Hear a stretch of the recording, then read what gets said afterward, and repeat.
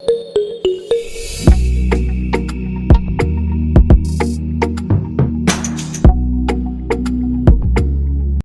number 12. A dishonest milkman professes to sell his milk at cost price, but he mixes it with water and thereby gains 11 1/9%. Find the percentage of water in the mixture. 11 1/9% का क्या मतलब है? ये मतलब है 100/9%.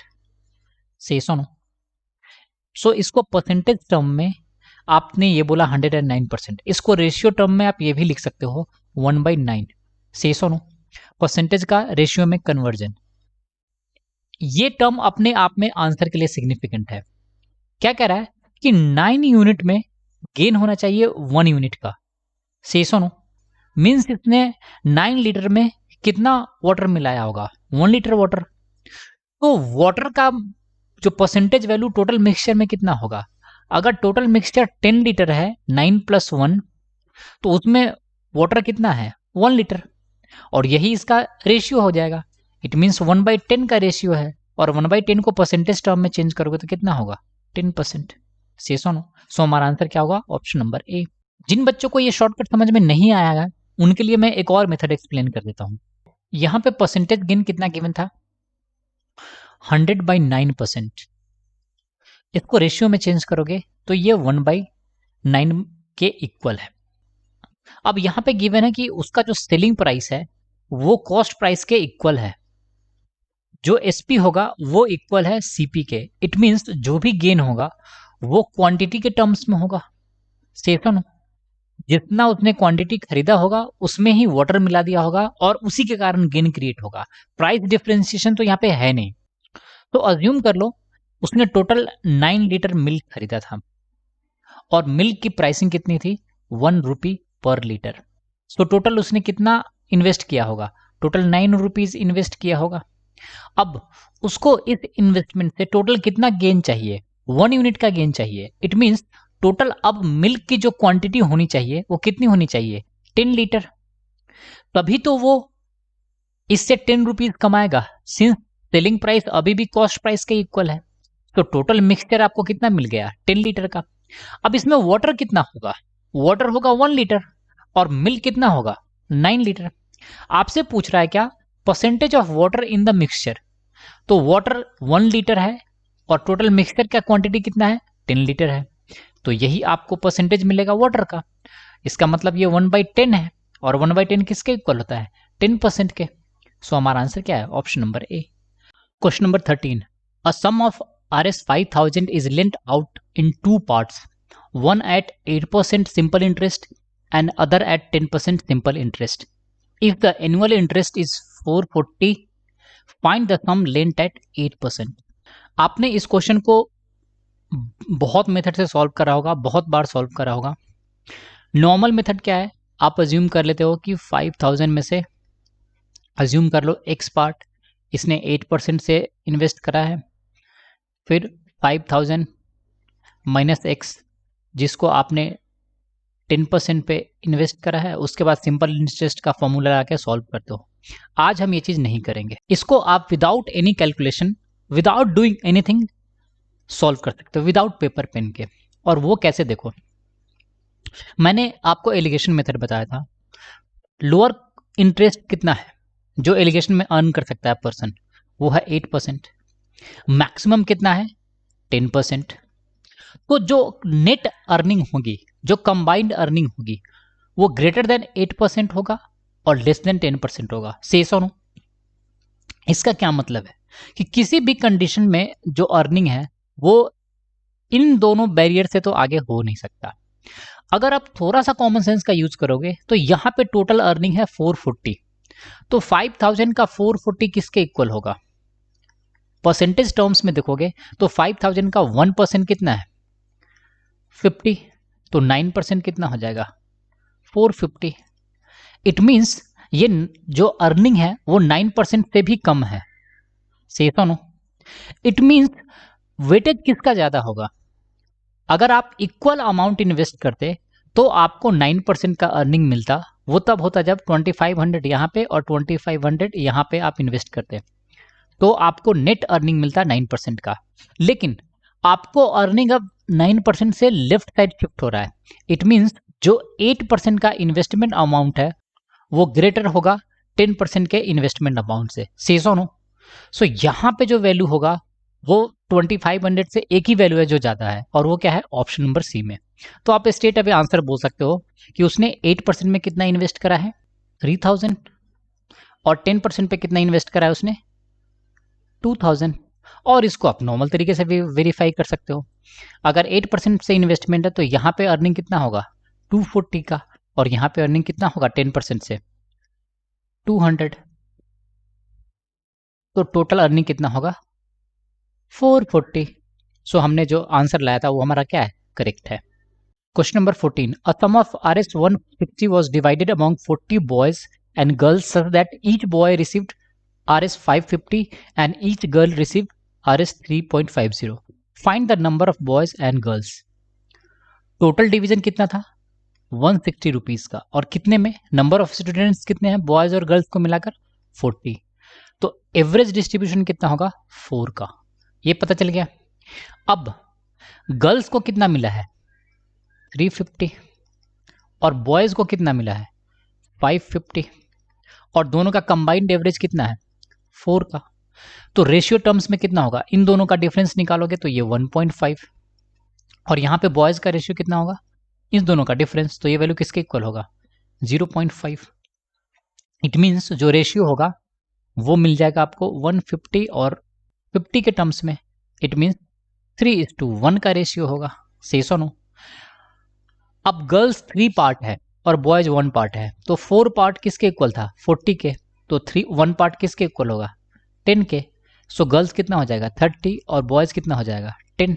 यहाँ पे पूछ रहा है बॉयज एंड गर्ल्स, तो बॉयज 10 है और गर्ल्स कितना है? 30। सो हमारा आंसर क्या होगा? Option number A. Question number 15, a sum of Rs 300 was divided among 100 boys and girls in such a way that each boy gets Rs 360 and each girl get Rs 240. Find the number of girls. यहाँ पे भी same करेंगे हम। Total amount कितना था? 300 और 100, तो पर स्टूडेंट डिवीजन कितना होगा? 3 का। अब गर्ल्स को कितना मिला है? 240। बॉयज को कितना मिला है? 360। और इन दोनों का कंबाइंड एवरेज कितना है? 3 का। तो अगर रेशियो टर्म्स में बात करोगे तो ये वैल्यू किसके इक्वल होगा? 0.60, इस दोनों का डिफरेंस। और यहाँ पे बॉयज के टर्म्स में रेशियो कितना आएगा? 3 और 240 का डिफरेंस, तो यहाँ पे भी क्या होगा? 0.60। इट मीन्स रेशियो आपको इक्वल मिलेगा। सेस और नो? ये दोनों कैंसिल होकर सो 1:1 में। It means number of boys और नंबर ऑफ गर्ल्स क्या होंगे? इक्वल होंगे। सो हमारा आंसर क्या होगा? Option number D. Question number 16, a man travelled A distance of 180 kilometre in 18 hours, partly on foot at 8 km per hour and partly on bicycle at 17 km per hour. Find the distance traveled on foot. देखो 180 kilometre का distance है और total travel करा है 18 hours में। So average speed कितना आएगा? 10 kilometre per hour. अब लोअर स्पीड कब है? जब फुट पे उसने ट्रेवल करा था, और वो स्पीड किसके इक्वल है? 8 kilometre per hour. Higher speed कब है? जब उसने बाइसिकल पे ट्रैवल करा है, और वो स्पीड किसके इक्वल है? 17 किलोमीटर पर आवर।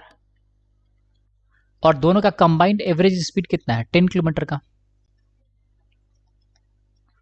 तो यहां पे रेशियो टर्म्स में कितना आएगा? इस दोनों का डिफरेंस करोगे तो ये 7, 10 - 8, तो ये 2।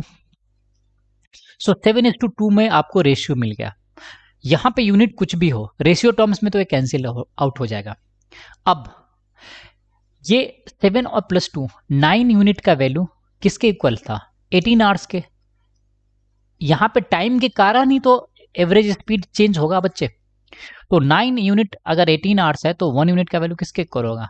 2 आवर्स के। इट मीन्स 7 यूनिट का वैल्यू कितना होगा? 14। और 2 यूनिट का वैल्यू कितना होगा? 4।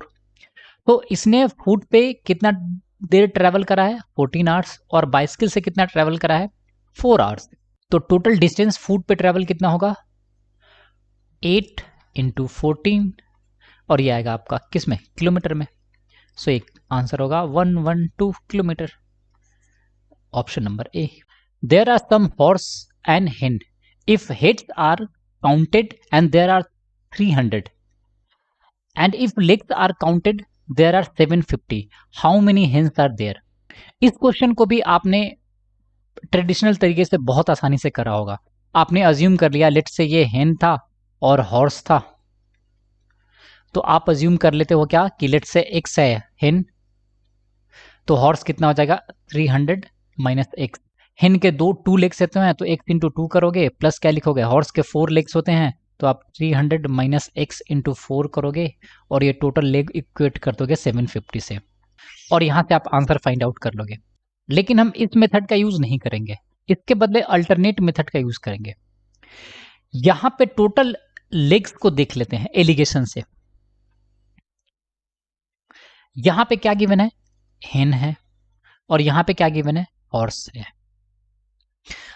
और टोटल लेग्स आपको गिवन है 750 और हेड कितना गिवन है 300। तो अगर सारे के सारे हेन होते, एक भी हॉर्स नहीं होता, तो नंबर ऑफ लेग्स कितना होता 600। अगर सारे के सारे हॉर्स होते, एक भी हेन नहीं होता, तो नंबर ऑफ लेग्स कितना होता 1200। लेकिन कुछ हेन है और कुछ हॉर्स है, तो दोनों को मिलाकर एवरेज वैल्यू कितना है 750। सो हमें यहां पे रेशियो आसानी से मिल जाएगा और ये रेशियो कितना आएगा 1200 माइनस 750 करोगे बच्चे तो ये किसके इक्वल आएगा 450 के, और 700 माइनस 600 तो यहाँ पे डिफरेंस कितना आएगा 150 का। तो यही आपको रेशियो मिल जाएगा हेन में और हॉर्स में। तो ये वैल्यू किसके इक्वल होगा 3:1 में। मीन्स 4 यूनिट का वैल्यू किसके इक्वल था 300 के। सो 1 यूनिट का वैल्यू किसके इक्वल हो जाएगा 75 और 3 यूनिट का वैल्यू कितना होगा 225 से सुनो। सो आपसे पूछ रहा था कितने हेन्स है, तो हेन्स की संख्या कितनी हो जाएगी 225। नंबर ऑफ हेन्स कितना होगा option number C. Question number 18, there are some horses and hens, if head are counted there are 100 and if legs are counted there are 320, find the number of horses and hence.